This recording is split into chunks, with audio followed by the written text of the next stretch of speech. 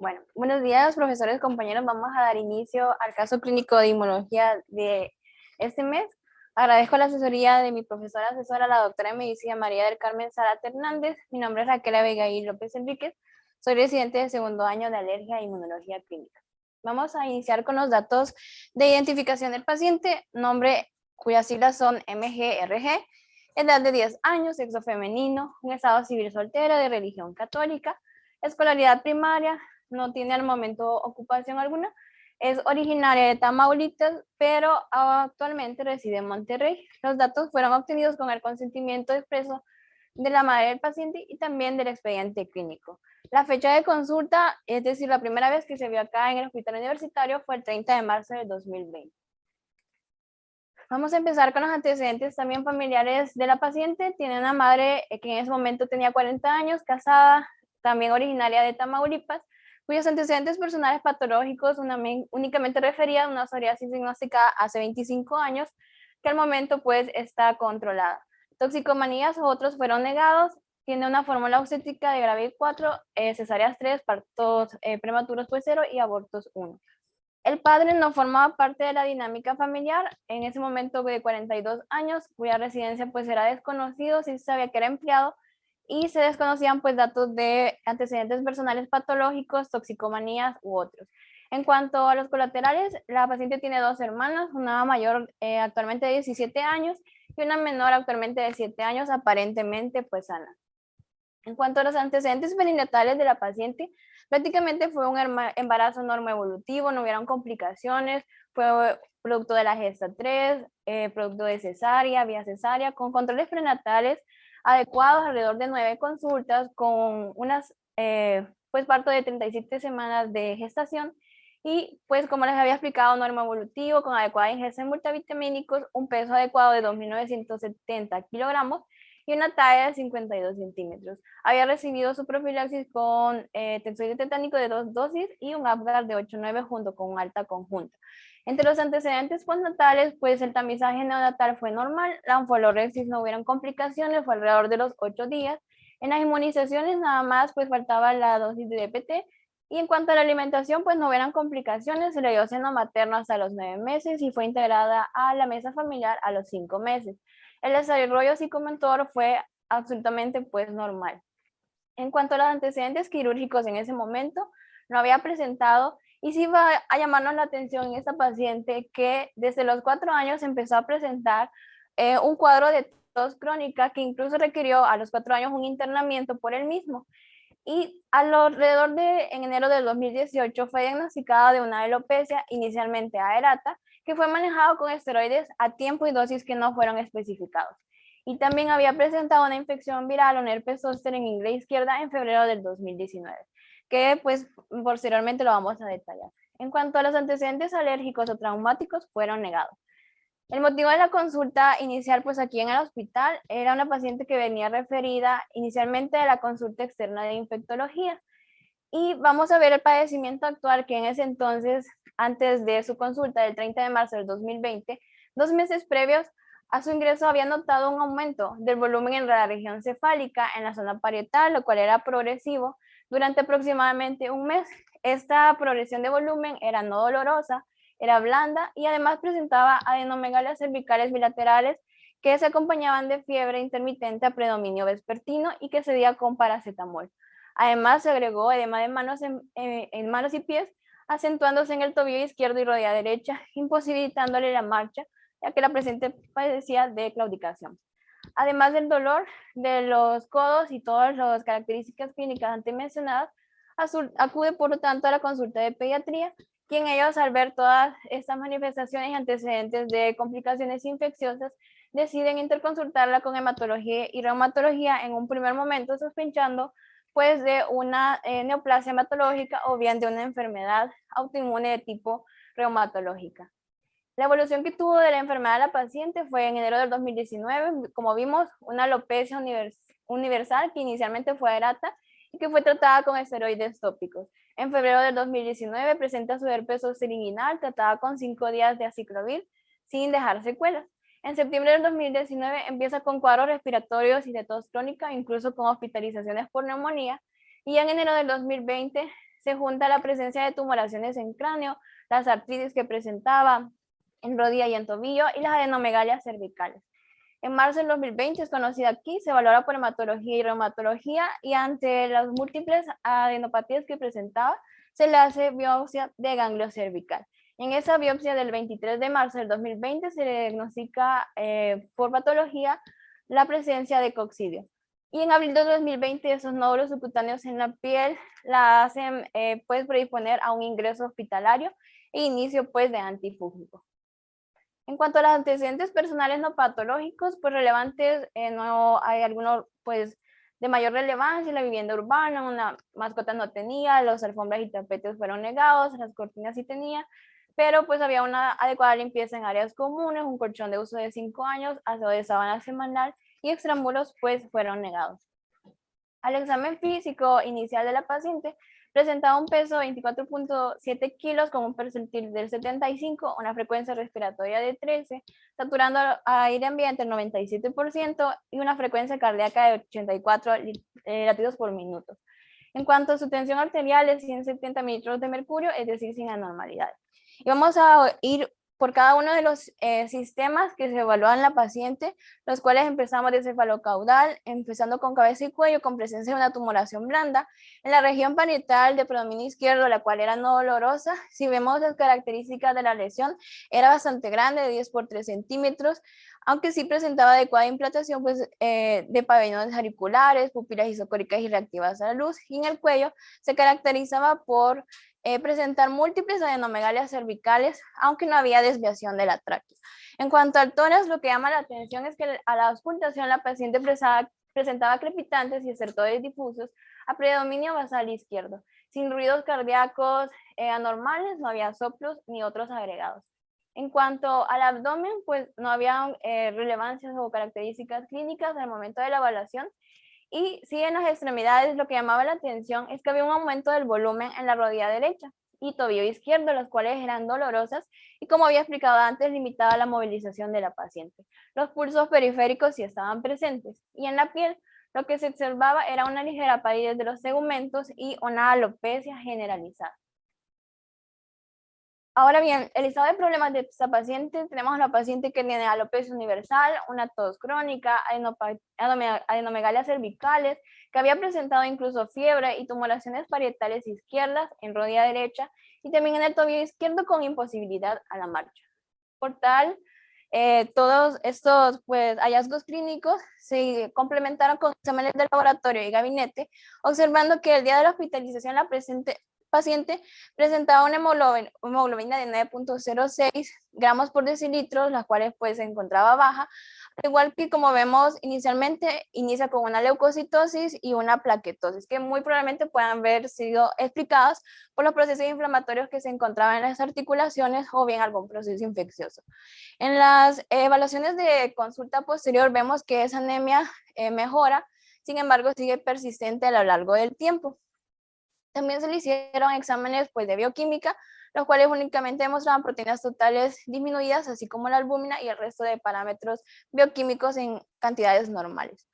Por la tumoración por la ocultación que presentaba los receptores crepitantes bilaterales, se le tomó un estudio de una tomografía Excel computarizada y lo que reportaba este estudio de gabinete era un infiltrado miliar bilateral que se asociaba con adenopatías cervicales y también mediastinales en relación con una enfermedad granulomatosa crónica, una probable cocidomicosis versus una tuberculosis primaria. Los cambios inflamatorios que se observaban en la postbiopsia del ganglio supraclavicular derecho pues correlacionaban con estos hallazgos y también había identificado un granuloma calcificado en el segmento lateral del lóbulo medio. También se le hizo una angioresonancia por la presencia de la tumoración parietal que presentaba la paciente y como vemos aquí en las imágenes lo que vemos es que abarca no solo tejido óseo sino que tejidos blandos. Y lo que consideraba la imagen es que por las características podría haber un proceso linfoproliferativo sin poder descartar pues la presencia de osteomielitis. A la paciente por los hallazgos en la rodilla se le hizo una ultrasonografía cuya impresión diagnóstica fue hallazgos compatibles con una artritis séptica, por lo que se le realizaron los siguientes procedimientos. El 31 de marzo se le hizo una biopsia de colección subgaliar a la izquierda más una artrotomía de rodilla derecha y tobillo izquierdo, como vemos en las imágenes. Y el 15 de abril de 2020 se le hizo, por los hallazgos sugerentes de una osteomielitis, una craniotomía parietal bilateral más evacuación pues de los accesos. Todas estas colecciones de líquidos se mandaron a patología y al laboratorio para ser cultivadas, y lo que se observa a nivel patológico en esas pues citologías que se tomaron fue una coccidioglicosis diseminada. Como vemos ahí, pues las lesiones en cráneo y también el aumento de volumen que observamos en la rodilla. Los cultivos y muestras todas dieron positivos para un hongo, es decir, para el coccidio, y se les hizo susceptibilidades a ciertos antibióticos, hallándose susceptible al fluconazol, a la anfotericina B e intermedio a itraconazol. Inicialmente, pues la paciente fue tratada con anfotericina liposomal B durante 14 días. Por el hecho de que la paciente había presentado numerosas infecciones desde los 4 años de edad, numerosos hallazgos compatibles quizás con neoplasias hematológicas, se nos interconsultó y se le abordó inicialmente con estudios inmunológicos que comprendían su población de linfocitos, así como otros índices de linfocitos y un perfil de inmunoglobulinas. Y como vemos inicialmente, pues casi todos los linfocitos de cooperadores, los que son supresores y otros linfocitos totales se encontraban elevados, incluso en las consultas de seguimiento.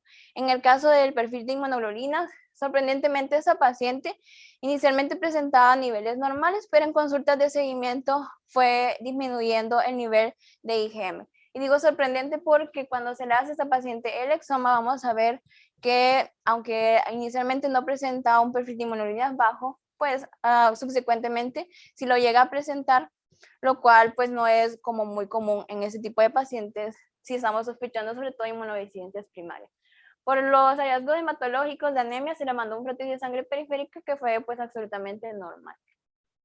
A la paciente se le hizo un exoma en donde describe, como vemos ahí en la imagen, la presencia de una variante la cual es patogénica, conocida como inmunodeficiencia común variable con una mutación del factor nuclear kappa beta, que es asociada con el síndrome de hipófisis anterior deficiente, además de una inmunodeficiencia variable, o también conocida como Davis, y todos esos numeritos que vemos aquí, pues tienen un significado. En el caso de la C inicial es una secuencia pues de ADN, y en el caso de la P minúscula que vemos ahí es una secuencia de proteína. ¿Y cómo se va a leer esto? En el caso de GLN significa que es un aminoácido y que corresponde en las secuencias de aminoácidos al valor del número 871. Entonces podemos leer que en el nucleótido 2611 hay un cambio de citosina por timina, y esto genera pues que haya en las proteínas glutamina en el número 871 una variación o secuencia de codón terminal o cambio de secuencia de codón terminal, por lo cual resulta en una proteína incompleta en el extremo C terminal. En el caso del gen, que es el factor nuclear kappa beta, lo que provoca o la función principal de este gen es codificar una proteína que es la proteína P100.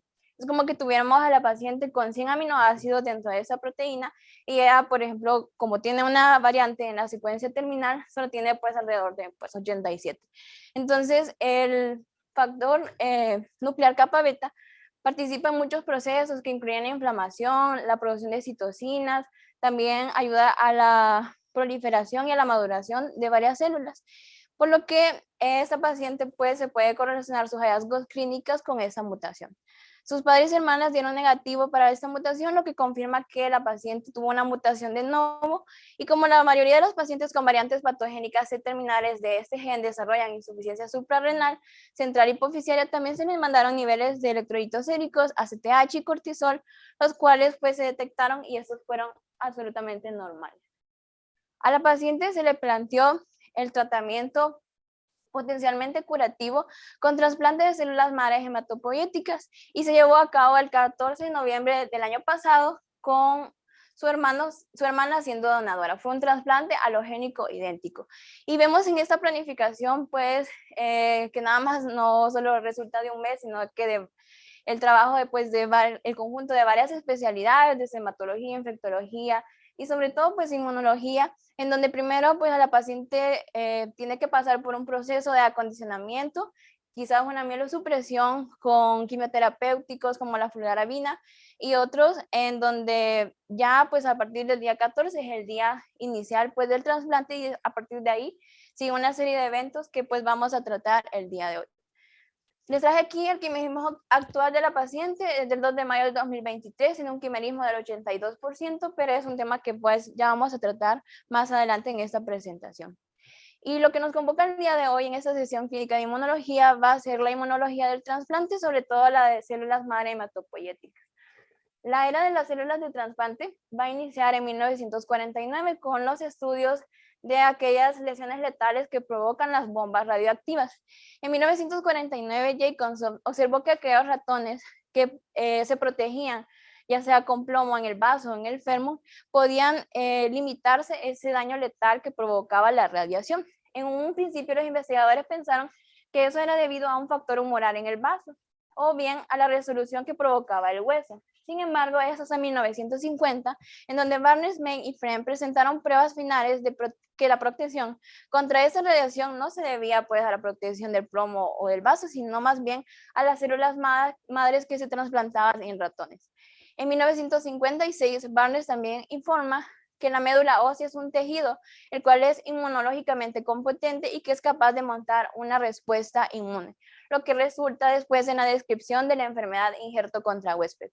En 1959 se publican 3 informes, los cuales revolucionan la historia del trasplante de células madres hematopoyéticas. 2 de esas publicaciones incluían pacientes con leucemias linfocíticas avanzadas que se les aplicó una radiación corporal total de alto grado, alrededor de 850 pues, revoluciones. Estos pacientes se les trasplantó luego con células madres hematopoyéticas de hermanos gemelos y tuvieron una evolución clínica y hematológica favorable, lo que llevó a conducir a la conclusión que después de una degradación total del cuerpo, se podía inducir una rápida recuperación con el trasplante de médula ósea y también de tejido linfoide. En 1968 se empiezan a hacer los estudios con animales, identifican que el antígeno leucocitario del complejo de histocompatibilidad canino va a ser el principal determinante en el resultado de un trasplante. Y varias décadas después verifican que ese antígeno leucocitario pues también está presente en los humanos y que no varía respecto pues a los primates o a los caninos. En 1975 Thomas informa de los resultados, un gran estudio con 73 pacientes con leucemia, a los cuales fueron trasplantados con células madre hematopoyéticas de fuente de médula ósea e informa que algunos pacientes están curando. Y así ha evolucionado pues la tecnología hasta llegar en 1986 a el descubrimiento de medidas de prevención de la enfermedad injerto contra huésped, como lo es el metrosexato y la ciclosporina, que se siguen utilizando hoy en día. Sabiendo esto, tenemos que tener claros ciertos conceptos básicos como qué es el trasplante. El trasplante es la transferencia de un órgano, de un tejido, de un injerto o células, ya sea de una parte del cuerpo a otra o bien de un individuo a otro, es decir, desde un donante hasta un receptor y que se integra a su organismo. Tenemos 2 tipos de donantes, el donante vivo y el donante muerto. La definición tanto de cuál es el límite de edad para donar va a depender mucho de las legislaciones que ocurren en cada país. Al menos en Senatra, que es el Centro Nacional de Transplantes de México, define al donante vivo como cualquier persona mayor de 18 años que se encuentre en buen estado de salud. Y aquel menor de edad que sea elegible para ser donante, nada más lo va a poder hacer de médula ósea. Y siempre y cuando tenga el consentimiento expreso de los padres o representante legal. En cuanto al donante muerto, pues no hay límite de edad, solo que sí tenemos que tener en consideración que la pérdida de vida debe ser por paro cardíaco o muerte encefálica y que los menores de edad solamente pueden donar después de la vida si los padres pues lo autorizan. La clasificación de los trasplantes va a depender mucho en referencia a la relación que existe entre el donante y el receptor, es decir, de dónde proviene el injerto. Y podemos auxiliarnos de los prefijos que tienen cada una de las palabras, siendo autoinjerto, autopropio, aloinjerto, alo es diferente, es un injerto extraño y pues isoinjerto es lo mismo. Entonces, un autoinjerto va a ser un injerto trasplantado de un individuo al mismo individuo. Un isoinjerto va a ser aquel que se efectúa entre 2 individuos genéticamente idénticos, por ejemplo, unos gemelos, o el aloinjerto al que se realiza entre 2 individuos genéticamente diferentes, pero de la misma especie, siendo el xenogénico pues un injerto de entre diferentes especies. Sabiendo esto, vamos a hablar un poco de epidemiología. En 1968 se describe el primer trasplante halogénico de médula ósea exitoso que se informó en Minnesota, en Estados Unidos, para un paciente pediátrico y fue pues definitorio porque no se hizo en una neoplasia hematológica, sino en un paciente con síndrome de inmunodeficiencia combinada grave. En el Centro para Investigación Internacional de Trasplantes de Sangre y Médula Ósea informa que hay más de 8.000 trasplantes halogénicos que se han realizado en los Estados Unidos desde el 2016, con un mayor número de trasplantes autólogos y en constante aumento en cuanto a los halogénicos. El costo del trasplante en México va desde 15,000 a $100,000. Y actualmente existen 10 centros de trasplantes, de los cuales incluye el Hospital Universitario, donde nos encontramos, y estos datos fueron proporcionados por el Servicio de Hematología y Trasplantes, realizándose en el 2022 alrededor de 36 trasplantes de tipo autólogo y 35 de tipo halogénico. Vamos a tener que existen diferentes fuentes de donde podemos obtener las células madres progenitoras. Unas tienen ventajas, otras desventajas. Ahí debe depender mucho de las características del hospital donde se encuentra el paciente, pero las características principales de un trasplante de médula ósea va a ser que se va a obtener de múltiples funciones en ambas crestas ilíacas posteriores. Puede tener una duración de 2 a 3 horas y la dosis requerida para hacer el trasplante exitoso va a ser de alrededor 2.5 por 10 a la sexta células nucleadas por kilo de peso del receptor. En cuanto a la sangre periférica, sí vamos a tener una proporción menor de células madre hematopoyéticas, alrededor del 1 al 10%, por lo que el paciente debe de acondicionarse, es decir, someterse a quimioterapia para mielosupresión y después utilizar factores de estimulación de crecimiento, como el filgastrin, para incrementar la liberación a la circulación de estas células madre, incluso 10 veces más del linfocito C respecto a la médula ósea cuando se utiliza este proceso. La colección de gran número de células mononucleares de sangre periférica es prácticamente por aféresis, como que fuera pues una transfusión. En cuanto al cordón umbilical, se va a contener células madre muy similares a la médula ósea, pero va a haber una reducción significativa en ciertos productos como el factor estimulante de las colonias, la interleucina 1, la interleucina 5, 18, 13 y también el factor de colonias de macrófagos. Sabiendo esto, tenemos que conocer pues las ventajas y desventajas principales en estos tipos de fuente, como las células madres de sangre periférica, que la principal ventaja va a ser que va a ser un trasplante con mayor recuperación o más rápida en comparación con el resto de trasplantes. Incluso 2 semanas después hay una recuperación por total pues de las células. En cuanto a la principal desventaja es que va a haber una mayor incidencia de enfermedad injerto contra huésped, sobre todo de tipo crónica. En el caso de las células madre de médula ósea, la principal ventaja es que va a tener obviamente un menor costo y una rápida disponibilidad de las células hematopoyéticas. La principal desventaja es que puede aumentar la mortalidad por enfermedad de injerto contra huésped hiperaguda y hay una mayor posibilidad de rechazo de injerto. Una característica fundamental en los trasplantes de células madre de médula ósea es que los pacientes que no tienen consanguinidad, o sea, no están emparentados, por ejemplo, los blancos de habla hispana, los afroamericanos pueden hacer uso de la médula ósea porque tienen menos posibilidades pues que tengan un donante de tipo emparentado compatible. Esto pues nos puede ayudar con los tipos de trasplantes que son denominados haplotipos. En cuanto al cordón umbilical, la principal ventaja es similar a la de la médula, a la de la sangre periférica, perdón, con tasas de trasplante más rápidas en comparación con la médula ósea, con semanas de recuperación de hasta 2 semanas. Y la principal desventaja va a ser también la incidencia más alta de enfermedad de injerto contra huésped crónica. Existen ciertas indicaciones para el trasplante de células madres hematopoyéticas, pueden ser malignas las enfermedades o pueden ser no malignas, por ejemplo, una anemia de células falciformes, pero lo que nos convoca esta vez es la indicación de trasplante para inmunodeficiencias primarias. Y ustedes se pueden preguntar, ¿es que acaso todas las inmunodeficiencias se deben de trasplantar? Pues es una pregunta que se han realizado muchos investigadores y es que la mayoría de las inmunodeficiencias primarias se deben a defectos genéticos que van a ser intrínsecos a las células hematopoyéticas. Por lo tanto, se ve racional que el trasplante de células madres hematopoyéticas que intercambian a las células mutantes sea un enfoque terapéutico adecuado. Pero es poco probable que un trasplante de células madre hematopoyéticas cure enfermedades inmunológicas que tienen defectos en el estroma tímico, porque si se trasplantan células madre hematopoyéticas y ese timo pues, está pues defectuoso, nunca van a llegar a madurar. y incluso pues es poco probable que ese trasplante logre pues curar defectos que son extrahematopoyéticos. Entonces ya mencionado más esta tabla para que sepan que existen aquellos enfermedades que el trasplante de células madre va a ser de tipo curativa, por ejemplo una inmunodeficiencia combinada severa que es una emergencia dentro de de las enfermedades inmunológicas o inmunodeficiencias primarias, la inmunodeficiencia combinada, la enfermedad granulomatosa crónica, pero también existen otras que son controversiales, como la enfermedad que tenía nuestro paciente, como la inmunodeficiencia común variable o incluso pues a gamma globulinemias. La decisión con respecto a si se debe indicar y el momento en que se debe dedicar ese trasplante se debe de considerar cuidadosamente en base al riesgo versus beneficio de la enfermedad. En realidad es una pues opción que se debe de individualizar en cada paciente, no solo en función específica de la inmunodeficiencia que tiene, sino también en las características clínicas del paciente. Y vamos a tener ahora bien cómo se hace el trasplante. Ya vimos que hay ciertos pacientes que la inmunodeficiencia combinada grave es una emergencia médica. Sin embargo, hay otros que podemos relativamente prepararlos para llegar hasta el día cero, que es la infusión de las células madre. Entonces vamos a ver, ya vimos las indicaciones, vamos a seleccionar la fuente, vamos a llevar al paciente a un acondicionamiento.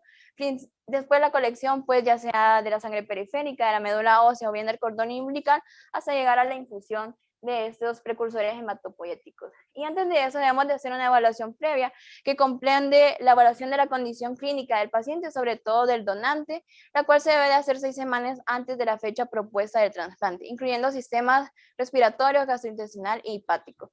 Valorarlo con estudios de gabinetes, si es necesario, pues radiografía de tórax para descartar pues procesos infecciosos como neumonías, tomografías computarizadas como las que se hizo al paciente o bien ultrasonografías. Se debe de incluir el cultivo si existe infecciones activas de micobacterias, hongos y sobre todo pues un panel viral para pues abordarlo con una terapia antimicrobiana adecuada. La evaluación nutricional también es importante. Hay pacientes que necesitan suplemento nutricional, ya sea por vía nasogástrica o endovenosa, antes de realizarles el trasplante.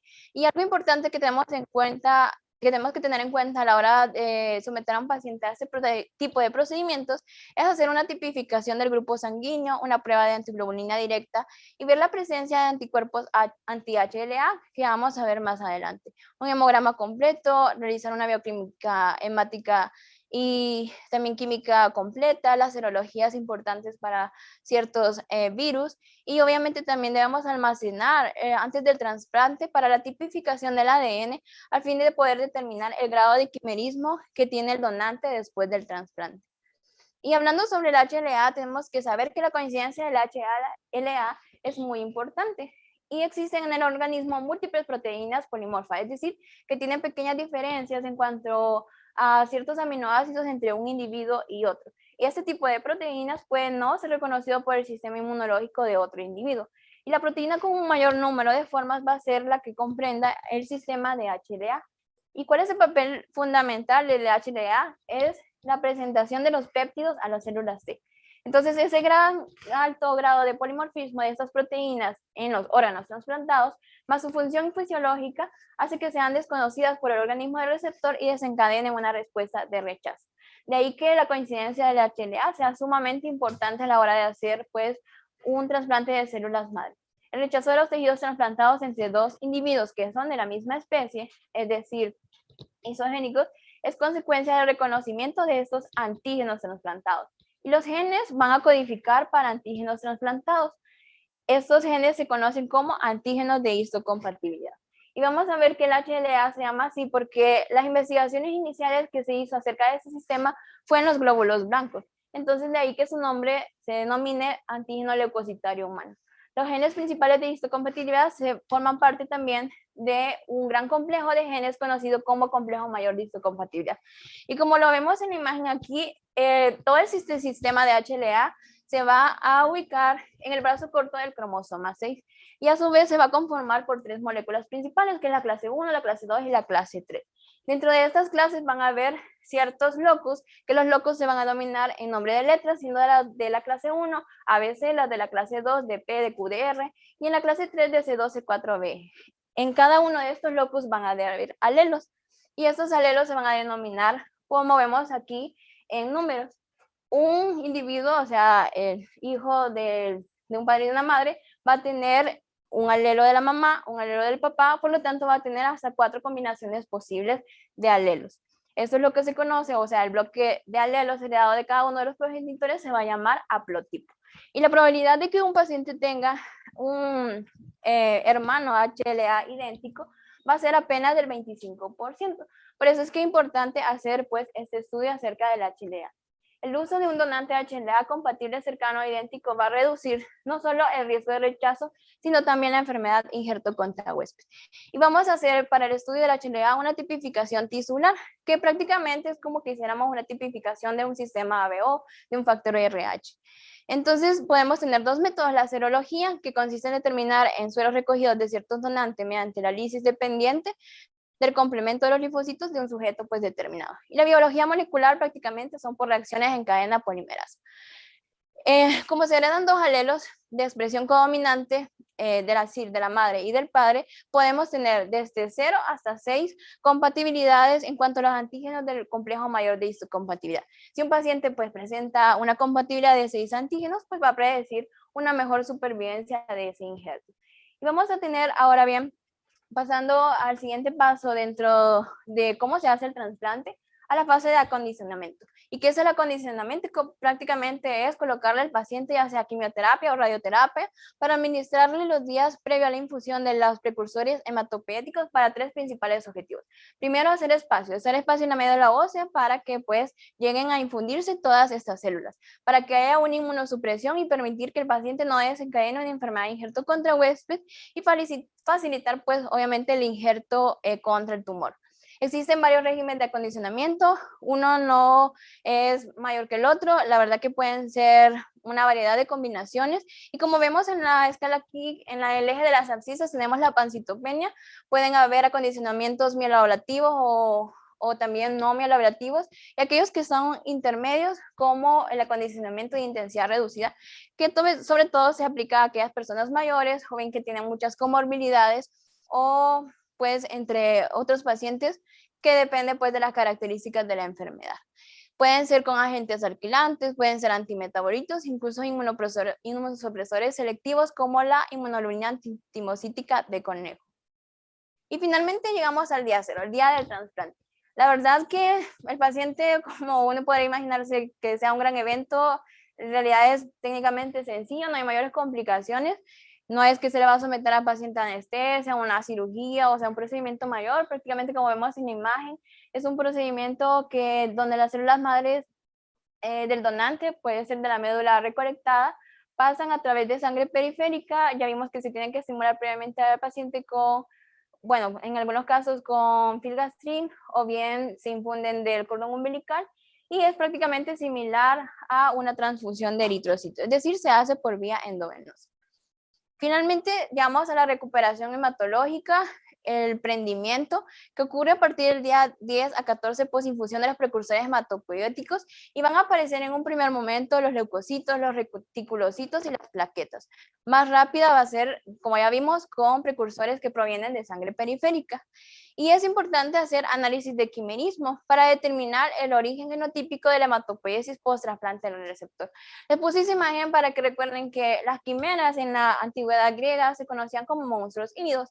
Podía ser pues la cola de una serpiente, el cuerpo de una cabra o pues la cabeza de un león. Entonces eso es lo que quiere decir quimerismo, que el término quimera pues designa a un organismo en el que coexisten poblaciones celulares que van a derivar de individuos diferentes.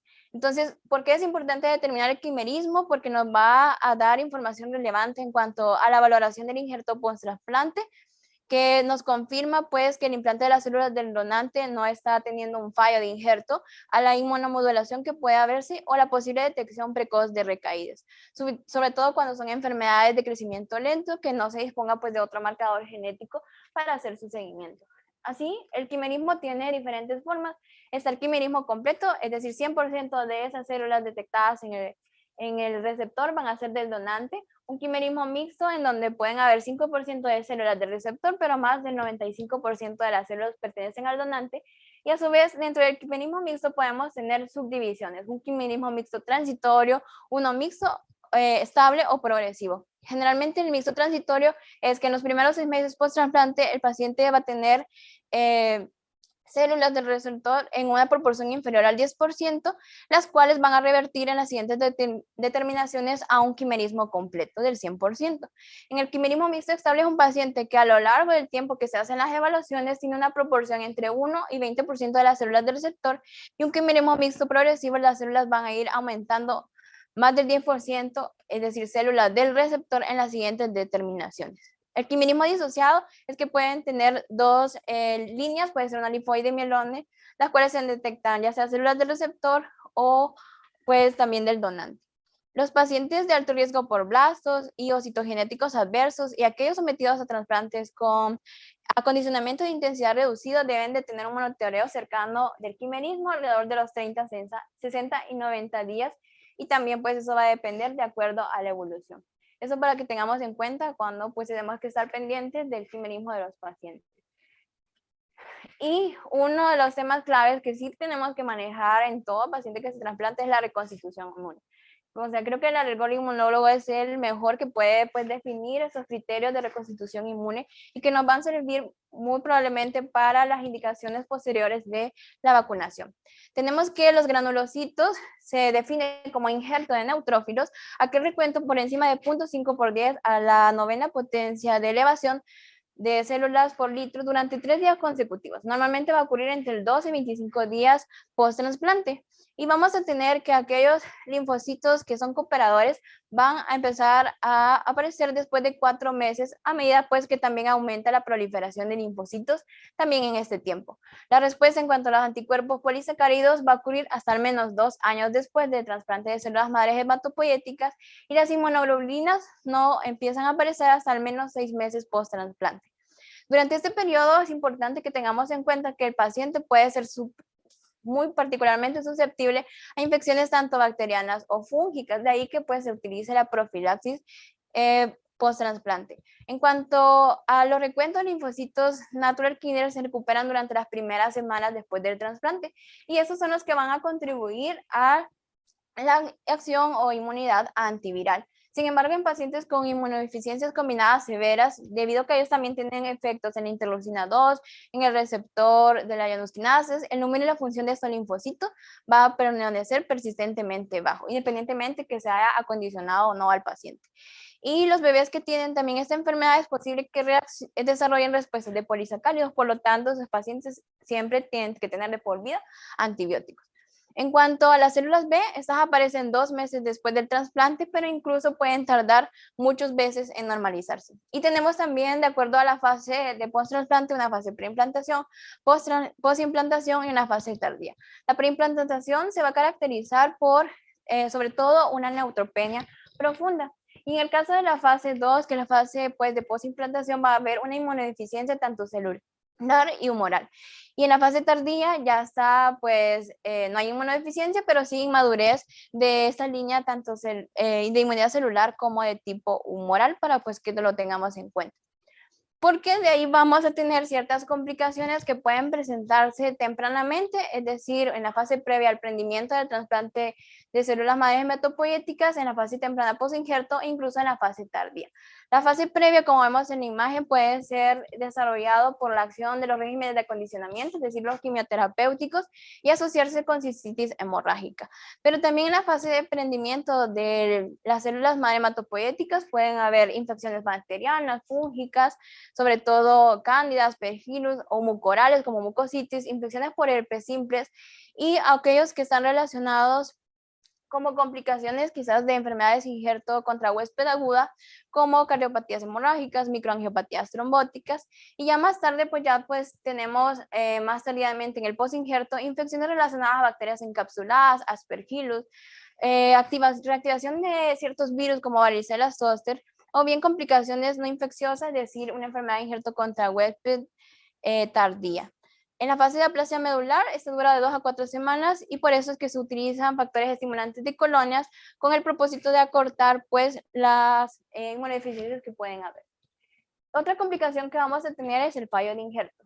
El fallo de injerto tenemos que tener en mente ¿en qué consiste el tiempo del injerto? Que es el número de días entre la infusión de precursores hematopoyéticos y la recuperación de neutrófilos o plaquetas. Ya habíamos hablado de la definición de injerto mieloide o de injerto de neutrófilos, y en cuanto al injerto de plaquetas, pues esa se considera cuando las plaquetas están arriba de 20 por 10 a la novena elevación de células por litro sin requerimientos transfuncionales durante 7 días seguidos.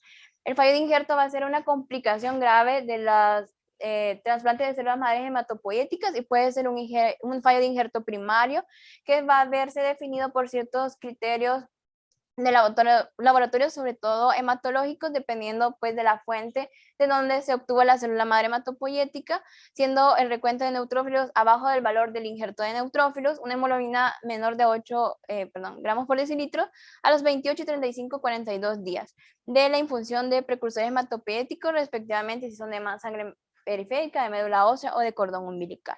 Mientras que el fallo de injerto secundario, inicialmente pues hay una recuperación hematológica inicial, pero posteriormente el número de neutrófilos cae por debajo del valor de injerto mieloide y este no está relacionado con recidivas o con infecciones o con toxicidades de ciertos medicamentos.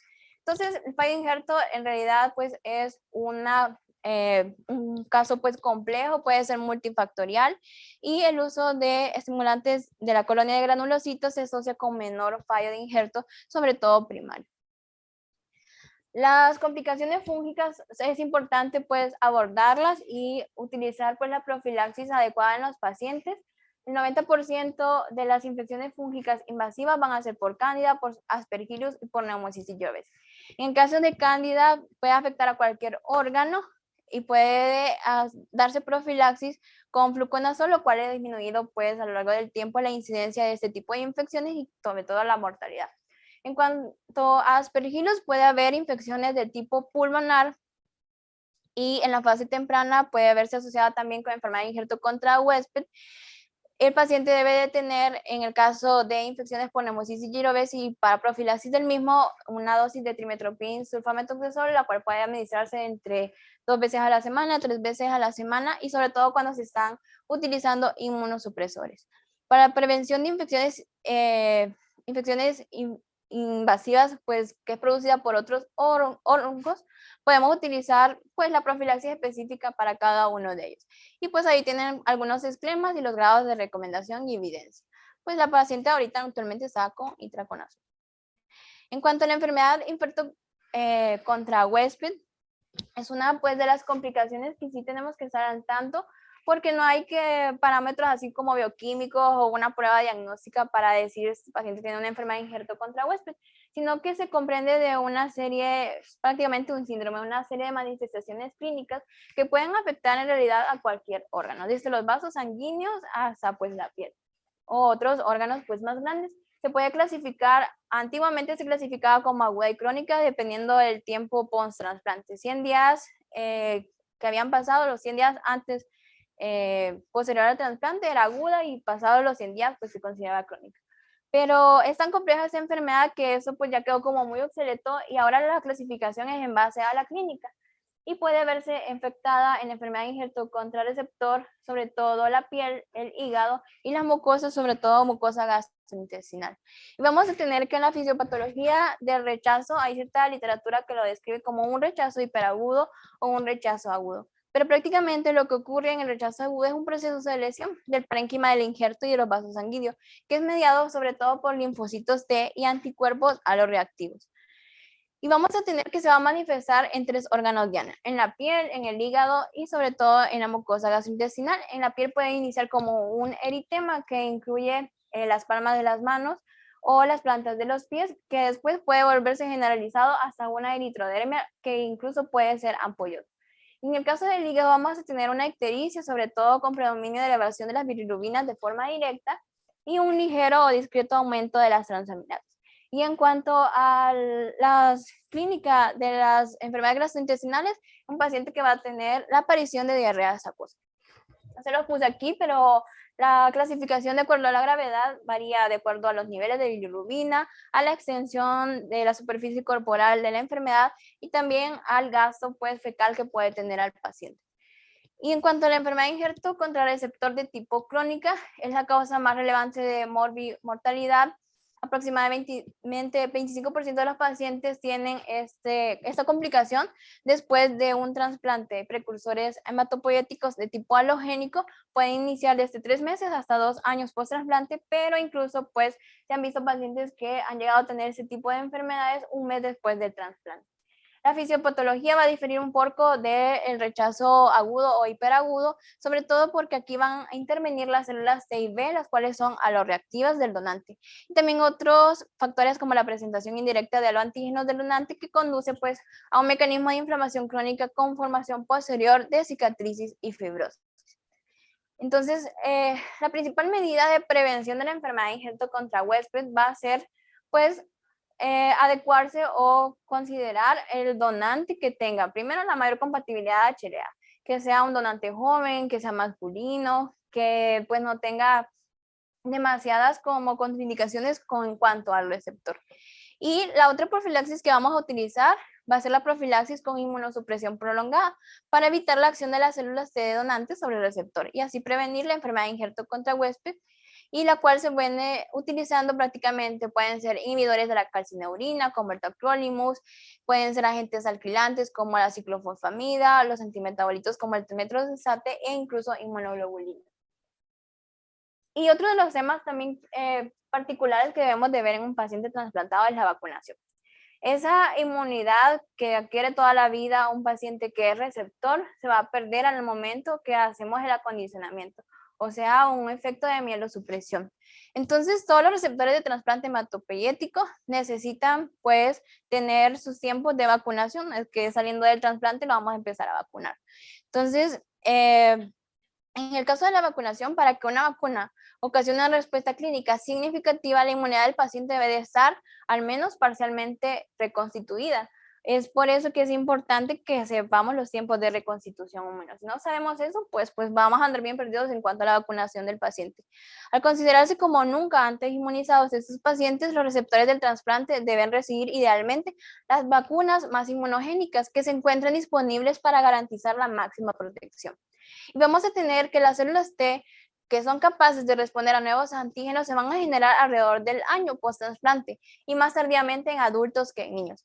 Las primeras células de la inmunidad adaptativa que tardan en aparecer o expandirse van a ser los linfocitos T de memoria, y esto confiere a las vacunas conjugadas una mayor ventaja protectora en esta población de pacientes.